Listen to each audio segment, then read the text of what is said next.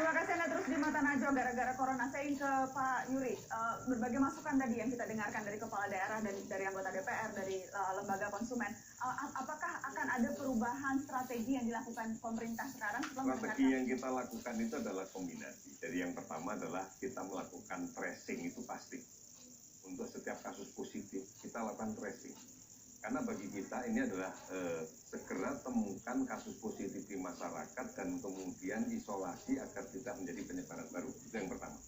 Kemudian yang kedua, perankan masyarakat secara besar, karena bagaimanapun juga cegah tangkal itu hakikatnya adalah pada komunitas. Karena kita tahu bahwa faktor pembawa penyakit ini orang, bukan barang, bukan alat angkut, ini orang yang membawa. Oleh karena itu, segera berdayakan masyarakat untuk mampu melaksanakan resilient pada komunitinya. Artinya bahwa peran tokoh masyarakat, peran sekolah dalam hal ini guru dan sebagainya ini menjadi sangat penting. Ini yang kita kejar.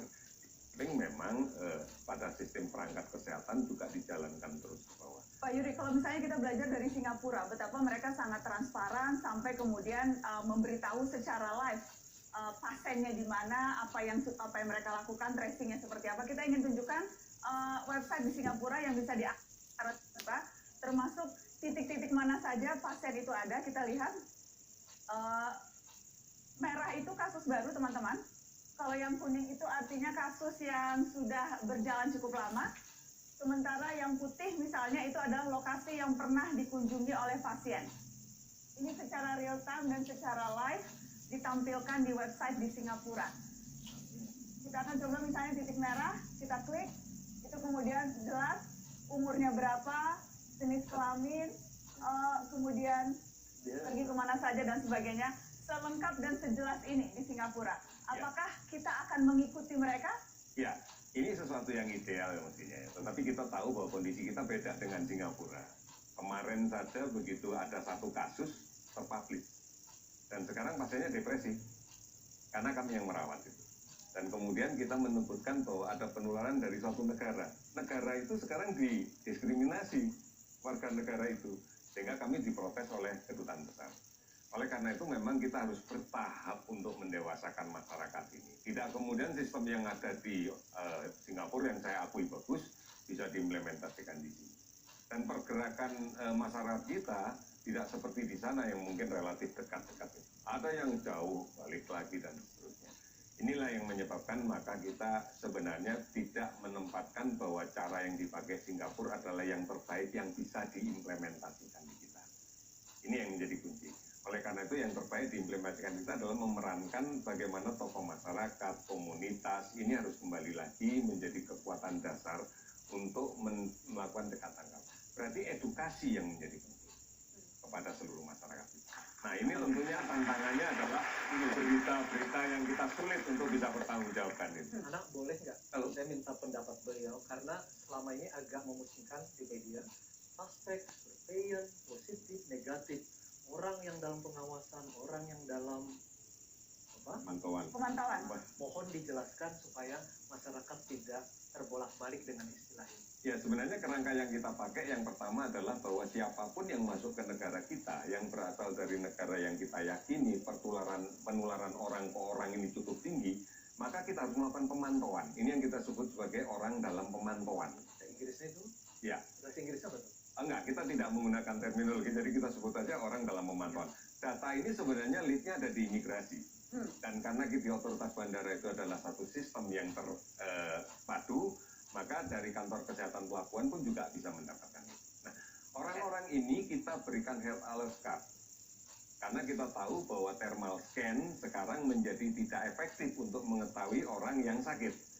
Karena pada pergerakan second wave, pada gelombang kedua di luar Cina, ada perubahan pada pola penularan, karakter penularan virus ini.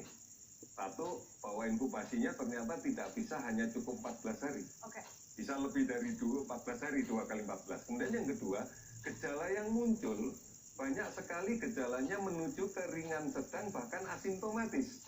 Sehingga tanpa panas dan sebagainya melewati thermal scan, padahal dia positif, ya pasti tidak akan kedetek. Oleh karena itu health alert menjadi penting. Saya mau komentar sedikit saja terakhir.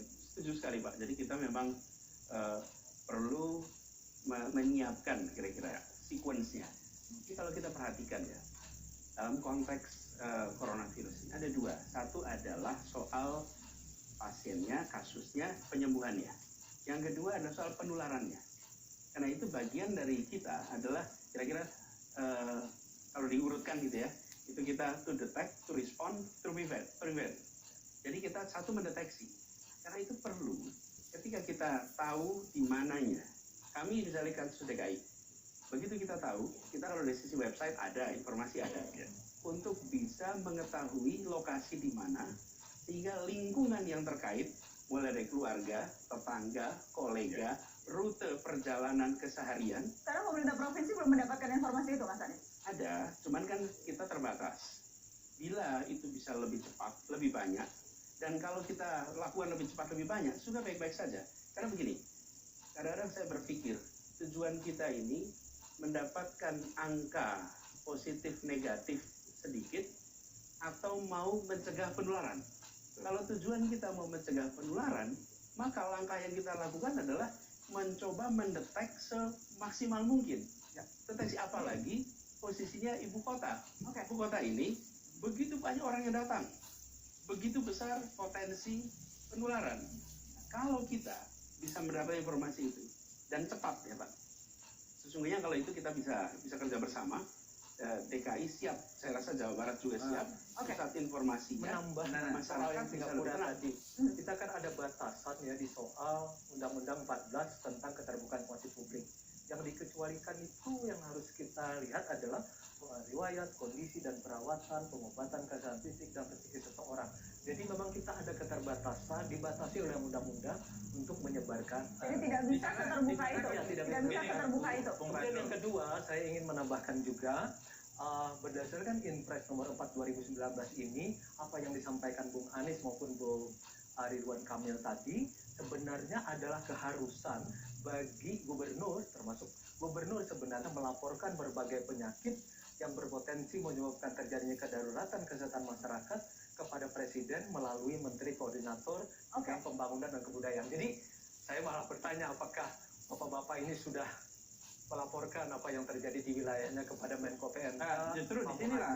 Nah di titik ini kenapa information leadership itu memang mesti ada berada di pusat. Jadi saya kira di sini persoalannya ya, bahwa kita tidak mempunyai satu protokol yang jelas dari awal. Ada protokol, bukan. Kita sudah menyiapkan protokol kesehatan, protokol komunikasi publik, protokol pengawasan perbatasan, protokol area pendidikan dan protokol area publik dan itu di kertas saja, tidak semua orang bisa melakukan, sekarang bisa begini, membuka di website. Ya, sekarang Anda juga bisa membukanya. Saya kira apa yang disampaikan oleh dua gubernur ini sangat penting. Ini dua penduduk yang kita betul-betul sangat menghormati. Jawa Barat ini 50 juta penduduknya.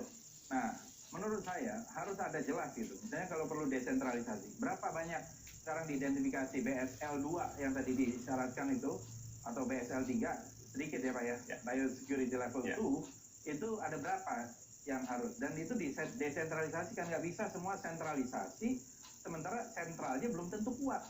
Nah ini membahayakan.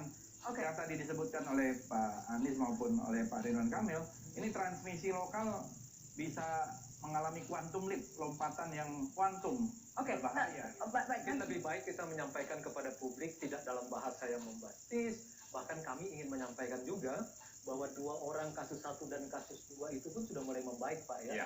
Dan kami sangat menghormati mereka karena mereka pahlawan kemanusiaan. Ini kan Bung Fajrul kan menganggap bahwa ini seolah-olah tidak ada. Kita harus lebih bagus apa adanya untuk menjaga ini apa adanya. Dan saya kira saya apresiasi kepada juru bicara soal corona ini Pak Ahmad Yuryanto.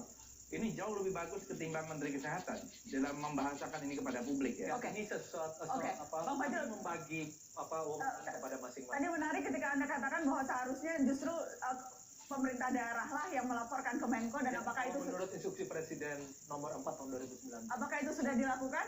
Setelah pariwara tetap di mata najwa.